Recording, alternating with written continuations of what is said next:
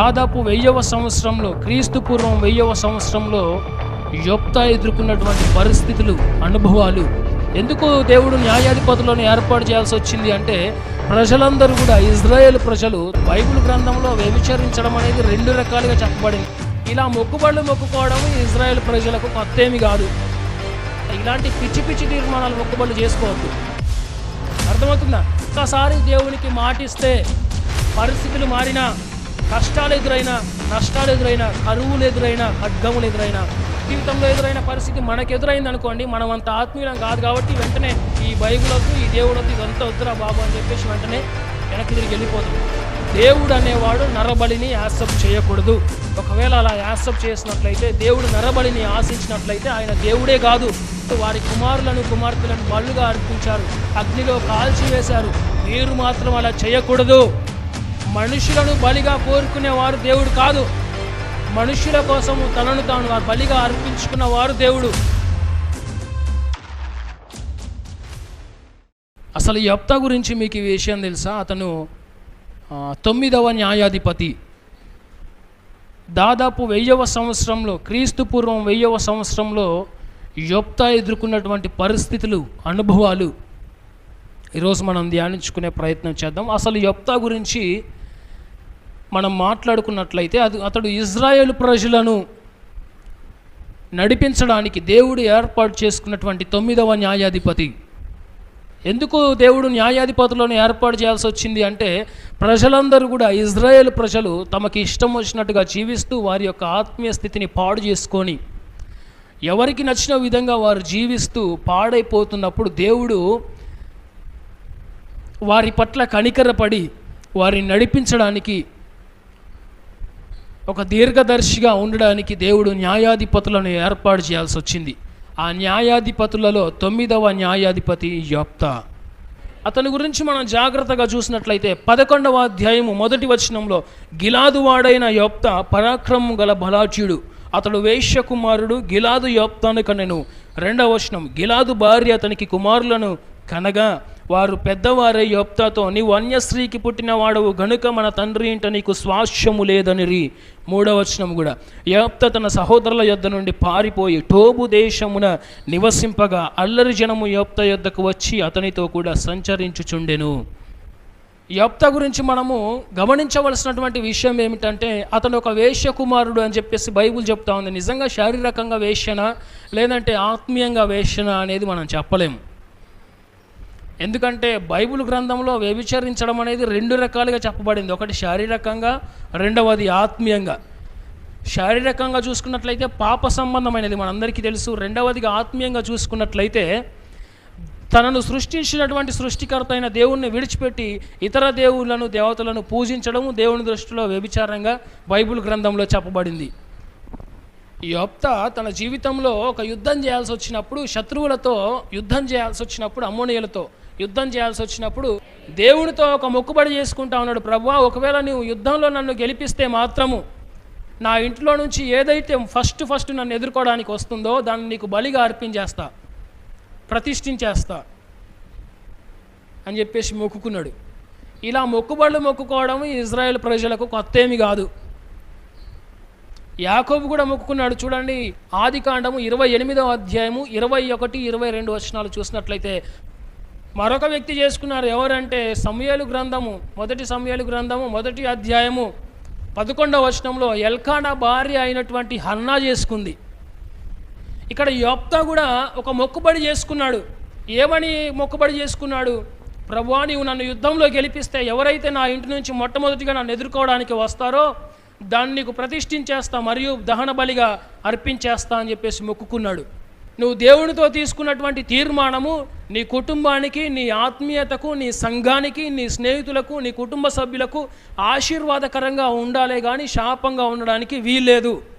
దేవుని దగ్గరికి వచ్చి మొక్కులు మొక్కుతారు, ప్రార్థనలు చేస్తారు, ఎన్నో తీర్మానాలు తీసుకుంటారు. ప్రభువా, నువ్వు నాకు ఇది ఇస్తే అది ఇస్తా, నువ్వు నాకు ప్రార్థనకు సమాధానం ఇస్తే నేను ఇలా ఉంటా, నువ్వు నా ప్రార్థనకు సమాధానం ఇస్తే నీకు ఇది ఇస్తా, నువ్వు నా ప్రార్థనకు సమాధానం ఇస్తే ఇక్కడ నుంచి నేను ఇలా నడుచుకుంటా, నువ్వు నా ప్రార్థనకు సమాధానం ఇస్తే ఈ చెడు అలవాటు విడిచిపెడతా, నువ్వు నా ప్రార్థనకు సమాధానం ఇస్తే ఇక్కడ నుంచి నా ఆత్మీయ స్థితి ఇలా ఉంటుంది. ఎన్నో తీర్మానాలు తీసుకుంటాం, కానీ తీరా సమాధానం ఇచ్చి దేవుడు సహాయం చేసిన తర్వాత దేవుడు ప్రార్థనను ఆలకించి సమాధానము దయచేసిన తర్వాత కొంతమందే దాన్ని తీసుకున్నటువంటి తీర్మానానికి కొంతమందే కట్టుబడి ఉంటారు. కొంతమంది తీసుకున్న తీర్మానం దేవుడు సమాధానం ఇచ్చిన తర్వాత ఎక్కడ మర్చిపోతారో తెలియదు. ఒకవేళ మీరు ఈ స్థితిలో ఉన్నట్లయితే జాగ్రత్త. దేవునికి మాట ఇచ్చి తప్పకూడదు. తీసుకున్నటువంటి తీర్మానము దేవుని సన్నిధిలో దేవునికి మీకు మధ్య ఉన్నటువంటి తీర్మానం అనేది ఖచ్చితంగా నెరవేర్చబడాలే కానీ నిర్లక్ష్యము చేయకూడదు. అది మీకు ఆశీర్వాదం కాదు, మీ కుటుంబానికి ఆశీర్వాదము కాదు. యోప్తా ఒక తీర్మానం తీసుకున్నాడంట. ఏమని? ప్రభువా, నేను అమ్మోనీయులతో యుద్ధం చేయడానికి వెళుతున్న ప్రభువా, ఒకవేళ నీవు నాకు యుద్ధంలో తోడుగా ఉండి సహాయం చేసి యుద్ధంలో విజయాన్ని ఇస్తే మాత్రము నా ఇంటిలో నుంచి ఏదైతే నన్ను ఎదుర్కోవడానికి మొట్టమొదటిగా వస్తుందో దాన్ని నీకు ప్రతిష్ఠించేస్తా మరియు దహన బలిగా అర్పించేస్తా ప్రభువా అన్నాడు. కొన్నిసార్లు ఏదో తొందరపాటులో నిర్ణయాలు తీసుకుంటాం, కానీ దాన్ని నెరవేర్చాల్సి వస్తే మాత్రము నిర్లక్ష్యం చేస్తూ ఉంటాము. మీరందరూ కూడా తీర్మానాలు తీసుకొని ఉంటారు కదా. మరొకసారి గుర్తు చేసుకోండి, మీరందరూ కూడా తీర్మానం తీసుకున్న వారే ఉంటారు. ఇప్పుడు క్రైస్తవులుగా ఆత్మీయులుగా పిలువబడుతున్నటువంటి రక్షింపబడిన ప్రతి వ్యక్తి కూడా, దేవుడు అనుగ్రహించినటువంటి రక్షణను పొందుకున్న ప్రతి వ్యక్తి కూడా ఖచ్చితంగా తీర్మానం తీసుకొని ఉంటాడు. ఏమని? రక్షింపబడిన మొదట్లో, బాప్టిజం తీసుకునే మొదట్లో, ప్రభువా ఇక నుంచి నీ సాక్షిగా జీవించేస్తా ప్రభువా, ఇక నుంచి నేను మంచి ఆత్మీయుడిగా జీవించేస్తా ప్రభువా, ఇక నుంచి నేను ఎలా జీవిస్తా ప్రభు, ఇక నుంచి నేను ఇలా ఉంటా ప్రభువా. తీర్మానాలు తీసుకోలేదంటారా? మీరు కూడా ఖచ్చితంగా ఈ తీర్మానం తీసుకొని ఉంటారు, అవునా కాదా? కానీ తీసుకున్నటువంటి తీర్మానానికి కట్టుబడి మీరు జీవిస్తున్నారా? యోప్తా గురించి మనం ఏదో అనుకుంటా ఉంటాం. యోప్తా ఇలా నిర్ణయం తీసుకున్నాడేంటి, ఇలాంటి మొక్కుబడి చేసుకున్నాడేంటి, యోప్తా ఇలా ఉండకూడదు, పాపం దేవునితో ఇలా నిబంధన చేసుకొని ఉండకూడదు, ఇలాంటి మొక్కుబడి చేసుకొని ఉండకూడదు అనుకుంటా ఉంటారు. పిచ్చోడు యోప్తా అనుకుంటా ఉన్నారు కదా మీరు. మీ గురించి కూడా నేను ఇలాగే మాట్లాడుతాను. చూడండి, జాగ్రత్తగా గమనించండి.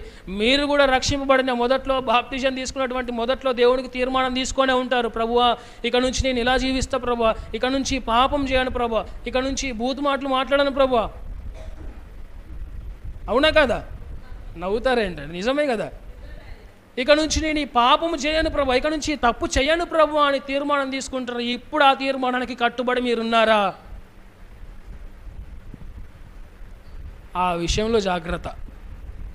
దేవునికి వ్యతిరేకంగా ఉన్నవాడు రకరకాలుగా ప్రయత్నం చేస్తూ ఉంటాడు. నువ్వు తీసుకున్నటువంటి తీర్మానాన్ని విడిచిపెట్టాలి, నువ్వు తీసుకున్నటువంటి తీర్మానాన్ని మధ్యలో విడిచిపెట్టే విధంగా చేయాలి, నువ్వు తీసుకున్నటువంటి తీర్మానాన్ని నెరవేర్చకుండా చేయాలి అని చెప్పేసి దేవునికి వ్యతిరేకంగా ఉన్నవాడు 100 రకాలుగా ప్రయత్నం చేస్తూ ఉంటాడు. జాగ్రత్త. మనం తీసుకున్నటువంటి తీర్మానము తుది శ్వాస వరకు గుర్తుంచుకోవాలి. యోప్తాకు తీర్మానం తీసుకున్నాడు, ప్రభువాను నన్ను గెలిపించు, అమ్మోనీయుల మీద నాకు విజయాన్ని దయచేయి. ఒక మొక్కుబడి చేసుకున్నాడు, ఒకవేళ నువ్వు విజయాన్ని దయచేస్తే మాత్రము నేను నీకు ఒకటి చేస్తా అని చెప్పేసి మొక్కుబడి చేసుకున్నాడు. లాస్ట్కి జరిగింది ఏంటంటే, మొక్కుబడి చేసుకున్న ప్రకారము యోప్తా ఏదైతే మొక్కుబడి చేసుకున్నాడో దాని ప్రకారం దేవుడు విజయాన్ని ఇచ్చేశాడు. శత్రువులైనటువంటి అమ్మోనీయులు ఇజ్రాయేల్ ప్రజల మీద గెలవలేకపోయారు, విజయం సాధించలేకపోయారు. లాస్ట్కి విజయం ఎవరిదైందంటే ఇజ్రాయేల్ ప్రజలదైంది. ఎందుకని? దేవుడు ఇజ్రాయేల్ ప్రజల పక్షముగా ఉన్నాడు కాబట్టి. ఆ గుణదల కొండ చూడడానికి వెళ్ళినప్పుడు పాపము ఆమె మోకాళ్ళ మీద ఎక్కుతూ ఉంది, ఆ మోకాళ్ళంతా రక్తం ఉంది, బాగా కష్టపడతా ఉంది, ఇబ్బంది పడుతూ ఉంది. ఆమె దగ్గరికి వెళ్ళి అడిగినప్పుడు, అమ్మ ఎందుకు నువ్వు ఇంత కష్టపడతా ఉన్నావు, ఎందుకు ఇలా చేస్తూ ఉన్నావు అన్నప్పుడు, దేవుని నేను ఒకటి అడిగిన, అది ఇస్తే మోకాళ్ళ మీద కొండెక్కుతా అని చెప్పేసి తీర్మానం తీసుకున్నా, మొక్కుబడి చేసుకున్నా అన్నది. నీ మొక్కుబడి వల్ల దేవునికి ఏమైనా ఉపయోగం ఉందా, నీకేమైనా ఉపయోగం ఉందా? ఇలాంటి పిచ్చి పిచ్చి మొక్కుబడులు చేసుకోవద్దు. ప్రభువా నీవు నాకు ఇస్తే ఈ మోకాళ్ళ మీద కొండెక్కుతా, నేను జుట్టు అక్కడ కడి చేసుకుంటా, దేవుని సన్నిధిలో వెంట్రుకలు ఇస్తా, కొబ్బరికాయ కొడతా, క్యాండిల్స్ పెడతా, ఇలాంటి పిచ్చి పిచ్చి తీర్మానాలు మొక్కుబడులు చేసుకోవద్దు. అర్థమవుతుందా? తీర్మానం కానీ మొక్కుబడి కానీ చేసుకుంటే ఒకటి నీకు ఉపయోగకరంగా ఉండాలి, లేదంటే జనాలకు ఉపయోగకరంగా ఉండాలి, లేదంటే దేవునికి ఉపయోగకరంగా ఉండాలి. అర్థమవుతుందా? మీరు ఒకవేళ మొక్కుబడి చేసుకుంటే ఆ మొక్కుబడి ఎలా ఉండాలి తెలుసా? మీకు కానీ, లేదంటే ప్రజలకు కానీ, లేదంటే తోటి ఆత్మీయులకు కానీ, సంఘానికి కానీ, దేవుని మందిరానికి కానీ, దేవునికి కానీ ఉపయోగకరంగా ఉండే మొక్కుబడి చేసుకోండి. ఈ యోప్తా కూడా మొక్కుబడి చేసుకున్నాడంట. ఏమని మొక్కుబడి చేసుకున్నాడు? ప్రభువా, నువ్వు నన్ను గెలిపిస్తే, యుద్ధంలో గెలిపిస్తే ఫస్ట్ ఏదైతే నన్ను ఎదుర్కోవడానికి వస్తుందో దాన్ని నీకు ప్రతిష్ఠించేస్తా, దహన బలిగా అర్పించేస్తా ప్రభువా అన్నాడు. యుద్ధంలో దేవుడు గెలిపించాడు. గెలిపించిన తర్వాత ఇప్పుడు యోప్తాకి తను చేసుకున్నటువంటి తీర్మానం గుర్తుందంటారా? యోప్తా మిస్పాలో ఉన్న తన ఇంటికి వచ్చినప్పుడు అతని కుమార్తె తంబురలతోనూ నాట్యముతోనూ బయలుదేరి అతనిని ఎదుర్కొనెను. ఆమె గాక అతనికి మగ సంతానమే కానీ ఆడ సంతానమే కానీ లేదు. అర్థమైందా? యోప్తా ఒక తీర్మానం తీసుకున్నాడు. ప్రభువా, నీవు నన్ను యుద్ధంలో గెలిపిస్తే నన్ను ఎదుర్కోవడానికి నా ఇంట్లో నుంచి మొట్టమొదటిగా ఏదైతే వస్తుందో దాన్ని నేను ప్రతిష్ఠించేస్తా, నీకు దహన బలిగా అర్పించేస్తా, దాన్ని నీకు ప్రతిష్ఠించేస్తా మరియు దహన బలిగా దాన్ని అర్పించేస్తా ప్రభువా అని చెప్పేసి తీర్మానం తీసుకున్నాడు, మొక్కుబడి చేసుకున్నాడు. తీరా యుద్ధంలో గెలిచి ఇంటికి వచ్చిన తర్వాత తన కన్న కూతురు నా తండ్రి యుద్ధంలో గెలిచాడనే సంతోషముతో తంబురలతో వాయిద్యాలతో సంతోషంగా తండ్రిని ఎదుర్కొంటూ ముందుకు వచ్చింది. ఈరోజు మీ కుటుంబంలో కానీ నీ ఆత్మీయ జీవితంలో కానీ ఘోరమైనటువంటి ప్రతికూలమైనటువంటి పరిస్థితులు, సమస్యలు, కరువులు, ఇబ్బందులు, ముఖ్యమైనటువంటి ఈ బాధలకు కారణం ఏంటి తెలుసా? కొన్నిసార్లు నువ్వు దేవునికి మాటిస్తావు, ప్రభువా నేను ఇలా ఉంటా, అలా ఉంటా, ఇలా చేస్తా, ఇక నుంచి దీన్ని వదిలేస్తా, ఇలా ఎన్నో రకాలుగా దేవునికి మాటిస్తావు. తీరా ఆ సందర్భం, ఆ సమయం వచ్చేసరిగా దేవునికి ఇచ్చిన మాట మర్చిపోతావు. అదే నీకు శాపంగా మారుతూ ఉంది. తీర్మానం తీసుకున్న ప్రకారం ఏది మొట్టమొదటిగా ఎదురొస్తే దాన్ని దహన బలిగా ప్రతిష్ఠించేస్తా, దహన బలిగా అర్పించేస్తా అని తీర్మానం తీసుకున్నాడు. తీరా చూస్తే తన కన్న కుమార్తె వచ్చింది. వేరే కుమార్తెలు కానీ కుమారులు కానీ ఎవ్వరు లేరు. కానీ దేవుడికి మాట ఇచ్చాడు యోప్తా. చూడండి, దేవునికి ఇచ్చినటువంటి మాట అనేది తప్పిపోకూడదు. సంఖ్యాకాండము 30వ అధ్యాయంలో 2వ వచనంలో ఈ మాట ఉంటుంది. చూడండి, ఇది యెహోవా ఆజ్ఞాపించిన సంగతి, ఒకడు యెహోవాకు మొక్కుకొనిన ఎడల లేక తాను బద్ధుడగుటకు ప్రమాణము చేసిన ఎడల అతడు తన మాట తప్పక తన నోటి నుండి వచ్చినదంతయు నెరవేర్చవాలని. ఒక్కసారి దేవునికి మాటిస్తే పరిస్థితులు మారినా, కష్టాలు ఎదురైనా, నష్టాలు ఎదురైనా, కరువులు ఎదురైనా, ఖడ్గములు ఎదురైనా మాట మాత్రము తప్పిపోకూడదు.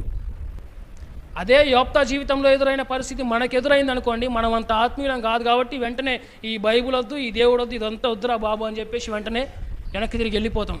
కానీ యోప్తా పరిస్థితి అలాంటిది కాదు. యోప్తా ఆత్మీయత అలాంటిది కాదు. ఒక్కసారి దేవునికి మాటిచ్చిండా, పరిస్థితులు మారినా, కష్టాలు ఎదురైనా, నష్టాలు ఎదురైనా, ఎంత బాధ అనిపించినా మాట మాత్రం తప్పడు. అది యోప్తా యొక్క ఆత్మీయత. మొక్కుబడి వెంటనే గుర్తొచ్చింది తన కన్న కూతుర్ని చూడగానే.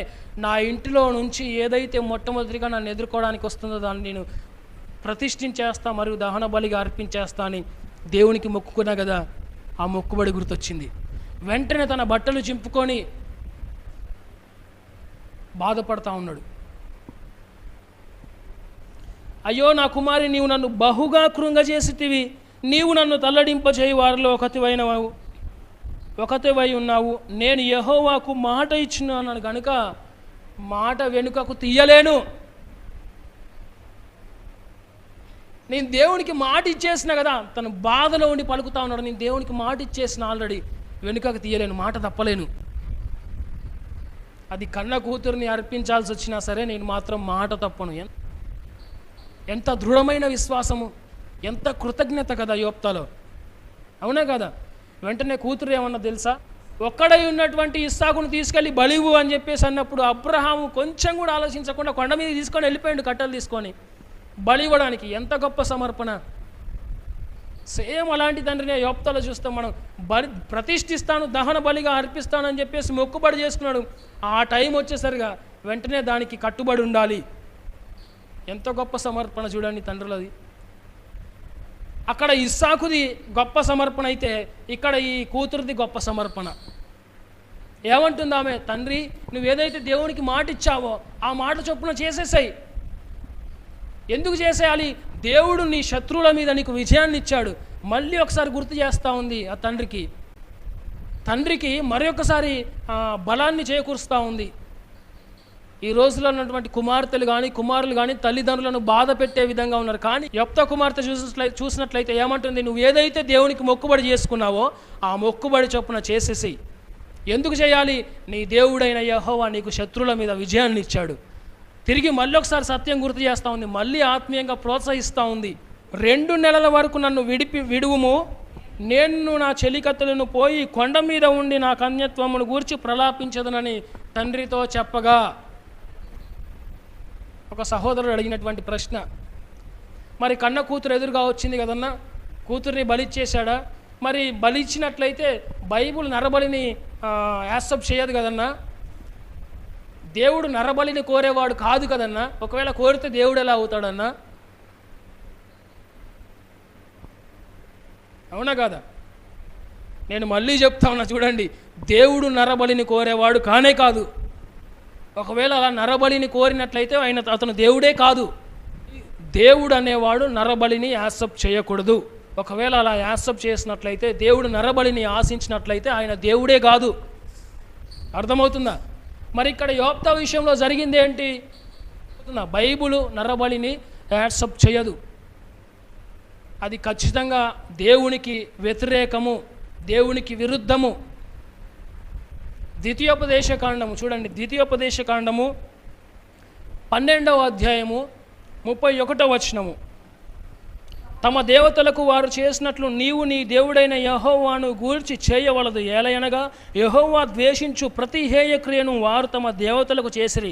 వారు తమ దేవతల పెరట తమ కుమారులను తన కుమార్తెలను అగ్నిహోత్రములో కాల్చివేయుదురు కదా. దేవుడు మాట్లాడుతూ కొంతమంది వారి దేవతలకు ఇలా చేస్తారు, మీరైతే ఇలా చేయకూడదు అని చెప్తూ ఏం చెప్తున్నాడంటే, వారు ఎలా చేశారంటే వారి దేవతలకు వారి దేవుళ్లకు బలులు అర్పించారు. ఏంటా బలులు? వారి కుమారులను కుమార్తెలను బలుగా అర్పించారు, అగ్నిలో కాల్చివేశారు. మీరు మాత్రం అలా చేయకూడదు. స్పష్టంగా చెప్పాడు దేవుడు. నరబలిని యాక్సెప్ట్ చేయడు, అంగీకరించాడు. నరబలిని కోరుకునేవాడు దేవుడు కాదు.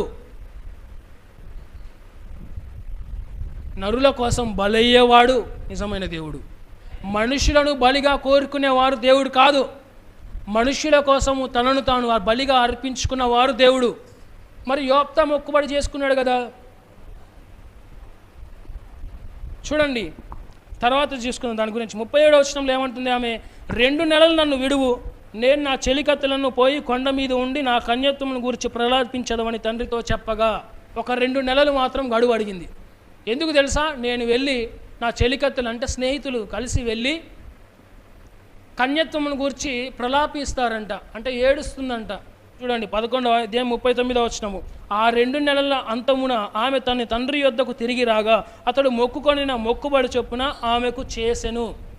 తర్వాత 40వ వచనము. ఆమె పురుషుని ఎరగలేదు. ప్రతి సంవత్సరమున ఇజ్రాయేలుల కుమార్తెలు 4 దినములు గిలాదు దేశస్థులైన యోప్తా కుమార్తెను ప్రసిద్ధి చేయుట కద్దు. ఒక విషయం గమనించండి, కన్యత్వమును గురించి ప్రలాపించదను అంటే వివాహము చేసుకోకుండా, పెళ్లి చేసుకోకుండా కన్యగానే ఉండిపోవడము. తెలుసు కదా మీకు కన్యత్వము? పెళ్లి చేసుకోకుండా కన్యగానే ఉండిపోవడము. దాని గురించి నేను ఏడుస్తా. ఎందుకు నువ్వు ఏడవలసినటువంటి అవసరత ఏముంది? ఆ రోజులలో ఇజ్రాయేల్ ప్రజలు పెళ్లి చేసుకోకపోవడం కానీ పిల్లలను కనకపోవడం కానీ ఒక అవమానముగా సిగ్గుగా భావించేవారు. యోప్తా కుమార్తె తన కన్యత్వమును గురించి ప్రలాపించింది అని చూసినట్లయితే ఆ రోజులలో ఇజ్రాయేల్ ప్రజలు పిల్లలు కనకపోవడం కానీ పెళ్లి చేసుకోవడం కానీ అవమానంగా సిగ్గుగా భావించేవారు. అందుకే యోప్తా కుమార్తె తన కన్యత్వమును గురించి ప్రలాపించడానికి 2 ఏళ్ళు చెలికత్తెలను తీసుకొని కొండ మీదకి వెళ్ళింది. తిరిగి వచ్చిన తర్వాత ఆ 2 నెలల అంతమున తండ్రి ఏం చేసిందంటే తాను మొక్కుకున్న మొక్కుబడి ప్రకారము ఆమెకు చేసెను. ఏదైతే మొక్కుకున్నాడో ఆమెకు అలా చేసేసిండు. ఇప్పుడు నాదొక ప్రశ్న, మరి బలిచ్చాడా లేదా? యోప్తా తన కుమార్తెను తీసుకున్న మొక్కుబడి ప్రకారము చేశాడా లేదా? బలిచ్చాడా లేదా? చాలామంది ప్రశ్న. బైబిల్లో నరబలి ఉంది అని చెప్పేసి చెప్తా ఉన్నారు. ఇది వాస్తవం కానే కాదు. మొక్కుబడి చేసుకున్నాడు. ఏమని చేసుకున్నాడు చూడండి. చేసుకునే ముందు నేను వివరణ ఇస్తా. మొక్కుబడి చేసుకునే ముందు వివరణ ఇస్తా. జరిగింది ఏంటంటే 11వ అధ్యాయం 29వ వచనంలో, యెహోవా ఆత్మ యోప్తా మీదికి రాగా అతడు గిలాదులోను మనష్షెలోను సంచరించు గిలాదు మిస్పేలో సంచరించి గిలాదు మిస్పే నుండి అమ్మోనీయుల యొద్దకు సాగెను. అప్పుడు యోప్తా యెహోవాకు మొక్కుకొనెను. మొక్కుకోవడానికి ముందు యెహోవా ఆత్మ యోప్తా మీదికి రాగా, మొక్కుకోవడానికి ముందు యోప్తా ఆత్మ చేత ప్రేరేపించబడ్డాడు.